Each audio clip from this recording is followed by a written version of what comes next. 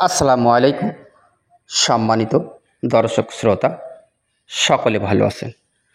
আল্লাহর রহমতে আমিও ভালো আছি।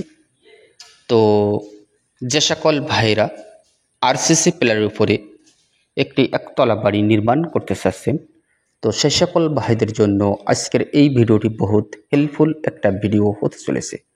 তো আসেন আমরা জানব কীভাবে কম বাজেটের ভিতরে একটি একতলা বাড়ি নির্মাণ করব এবং কীভাবে ফাউন্ডেশন কাজটি করব। তো আসেন আমরা গ্যারেট বিমের আগ পর্যন্ত কত টাকা বাজেট ইতিমধ্যে লেগেছে আমরা পুরো বিষয়টা আজকের এই ভিডিও থেকে জানব এবং এই বাড়ির ফ্লোর প্ল্যানটি সহ পুরো বিষয়টা আমরা দেখব। তো ভিডিওটি স্কিপ না করে শেষ পর্যন্ত দেখতে থাকেন, তাহলে এই বাড়িটি সম্পর্কে সর্ববিষয় বিস্তারিত আপনি বুঝে নিতে পারবেন। তো এটা হচ্ছে বাড়ির সামনের সাইড।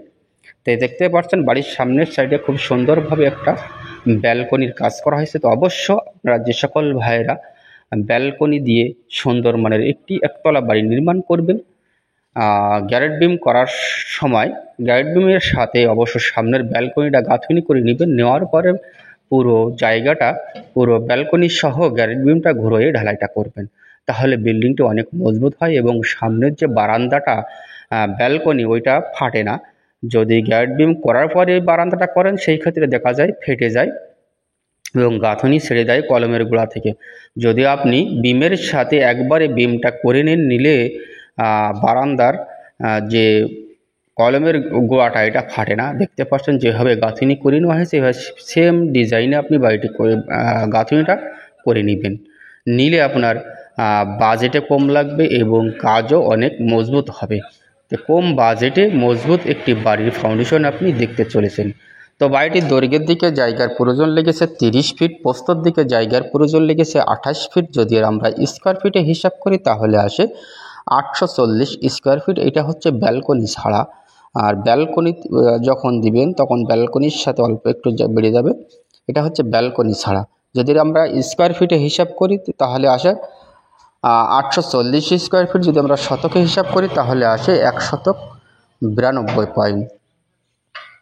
ইতিমধ্যে বাড়িটির 2 তলা ফাউন্ডেশন কাজটি করা হয়েছে। 2 তলা ফাউন্ডেশন আমরা সম্পূর্ণ রড ইউজ করেছি, 16 মিলি রড বেসে দিয়েছি 16 এবং 12 ভাজাইয়ে 4 ফিট বাই 4 ফিট বেস করেছি আমরা 8টা কলমে এবং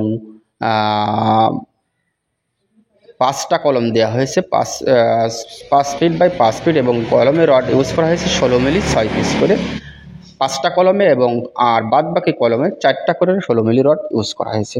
এবার আমরা গ্যারেট বিমের কাজ করার জন্য প্রসেসিং করা হচ্ছে। তো অবশ্যই বাড়িটির শেষ দিকে ফ্লোর প্ল্যানটি দেওয়া হচ্ছে, আপনি অবশ্য দেখে বুঝে নিতে পারবেন যে কীভাবে এই বাড়ির ফ্লোর প্ল্যানটি সাজানো হয়েছে। বাড়িটার 3 বেডরুমের একটি ফ্লোর প্ল্যান সাজানো হয়েছে। 3টা বেডরুম, 2টো টয়লেট, একটি কিচেন এবং ড্রয়িং কাম ডাইনিং এবং সিঁড়ি। এটা হচ্ছে আমরা যে দেখতে পাচ্ছি এটা হচ্ছে আপনি অবশ্য এখন থেকে বুঝতে পারবেন না, তার কারণ এটা হচ্ছে সিঁড়ির রুম হবে, ওটা হচ্ছে পিছনের সাইডের বেডরুম হবে।